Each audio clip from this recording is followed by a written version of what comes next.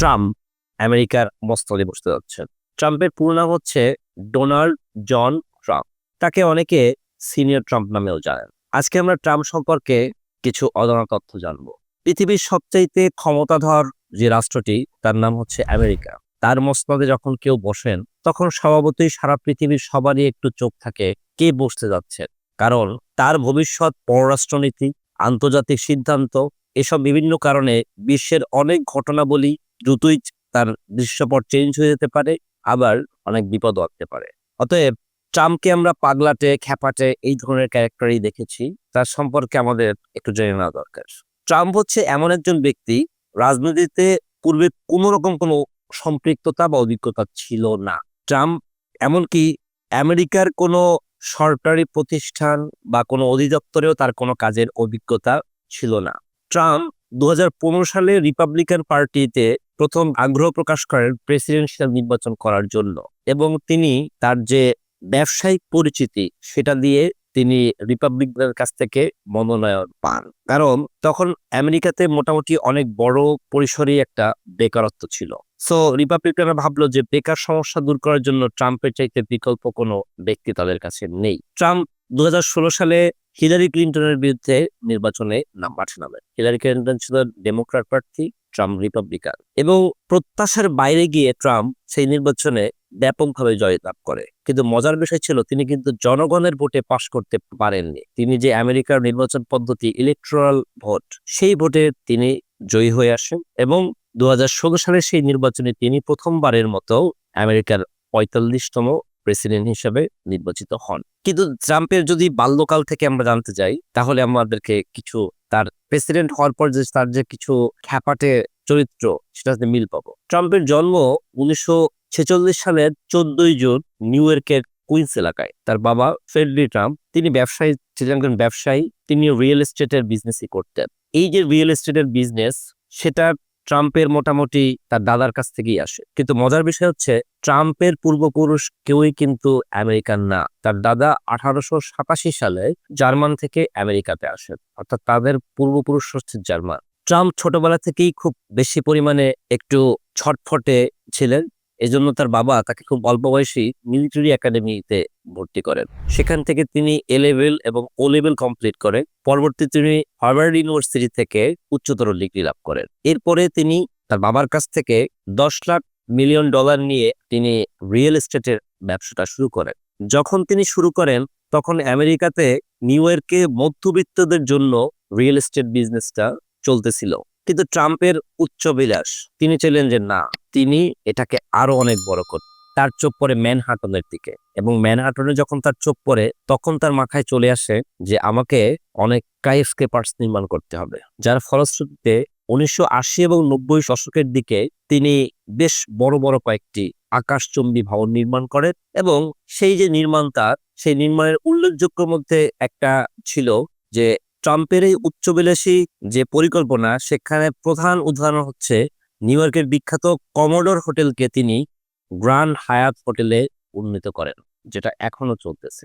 ট্রাম্পের এই উত্থানের পিছনে অনেক বড় ভূমিকা রেখেছেন ট্রাম্পের আইনজীবী রয় কন। রয় কন এমন একজন আইনজীবী যার সাথে আমেরিকার বহু প্রেসিডেন্ট থেকে শুরু করে অনেক নামি দামি ব্যক্তিদের সুসম্পর্ক ছিল।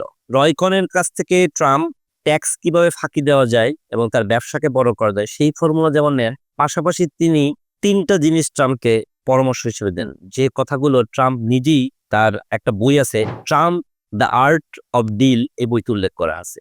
সেই 3টি মূলমন্ত্রর মধ্যে প্রথমটা ছিল অ্যাটাক অ্যাটাক অ্যাটাক, 2 নম্বরটা ছিল অ্যাডমিট নাথিং, ডিনাই এভরিথিং, আর 3 নম্বরটা ছিল claim victory and never defeat. এই যে উক্তি 3টা, এখান থেকে বুঝছেন যে ট্রাম্পের রয়েছে কখনোই পরাজয় না মেনে নেওয়ার একটা মানসিকতা। সেটা যদি সত্য হয়, ট্রাম্প সেটা কখনোই মানবেন না। এই যে নীতি, এর সবচাইতে বহিঃপ্রকাশ বেশি ঘটেছিল 2020 সালের নির্বাচনে, যখন ট্রাম্প জো বাইডেনের কাছে পরাজিত হন। তখন তিনি সেই নির্বাচনকে মেনে নিতে চাননি। তিনি তার সমর্থকদেরকে বলেছিলেন যে যদি সত্যিকারভাবে ভোট হয় এবং গণনা করা হয়, তাহলে তিনি জিতবেন। এবং তার কথা মতো তার সমর্থকরা আমেরিকার যে ক্যাপিটাল হিল, সেখানে ব্যাপক ভাঙচুর এবং তছনছ চালায়। এই যে বিষয়টা, সেখান থেকে ট্রাম্পের বিরুদ্ধে অভিযোগও গঠন করা হয়। যাই হোক, 2020 নির্বাচনে হারার পর ট্রাম্প যখন ক্ষমতা থেকে চলে যান, তখন অনেকেই ধরেছিল যে ট্রাম্পের আর কখনোই রাজনীতিতে প্রত্যাবর্তন হবে না।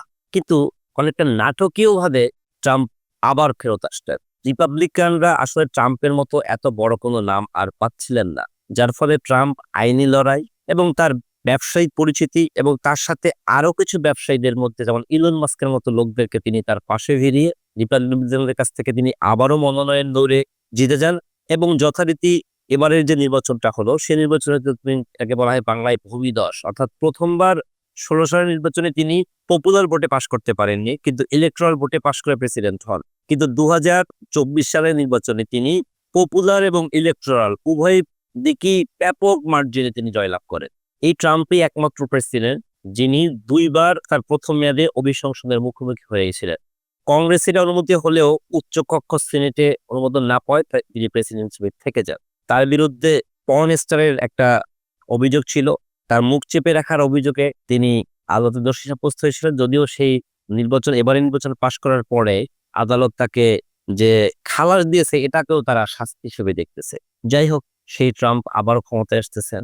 ট্রাম্পের এই যে উত্থান, অর্থাৎ যেখানে তার রাজনীতির কোনো জ্ঞানই ছিল না, সেই ব্যক্তি আবার বসতে যাচ্ছেন বিশ্বের সবচাইতে পরাক্রমশালী দেশটির মস্তদে। ট্রাম্পের কাছ থেকে আমরা প্রথম মেয়াদে অনেক উল্টাপাল্টা খ্যাপাটে সিদ্ধান্ত দেখেছি, আবার কিছু ভালো দিকও দেখেছি। তার ভালো দিকের মধ্যে ছিল উত্তর কোরিয়ান নেতার সাথে সিঙ্গাপুরে তার যে বৈঠকটা ছিল। আশা করি এবার তিনি মধ্যপ্রাচ্যের যে সংকট, ইরানের সাথে যে একটা দ্বন্দ্ব, পাশাপাশি ইউক্রেন রাশিয়ার যে যুদ্ধ, এই ব্যাপারে তিনি সুদৃষ্টি দিবেন। যদিও ইতিমধ্যে গাজায় যুদ্ধবিরতি কার্যকর হয়েছে এবং এটা অনেকেই বলছে এটা ট্রাম্পের বিজয়, জানি না কি হবে। তবে ট্রাম্পের জীবনীটা আসলেই অন্যরকম। একজন সাধারণ মানুষ থেকে শুরু করে তার যে উচ্চাকাঙ্ক্ষা, সেটাই আজকে তাকে আমেরিকার এই মস্তদে দ্বিতীয়বারের মতো বসিয়েছে। এ ধরনের আরো তথ্যবহুল এপিসোড পাওয়ার জন্য সাবস্ক্রাইব করবেন। ধন্যবাদ।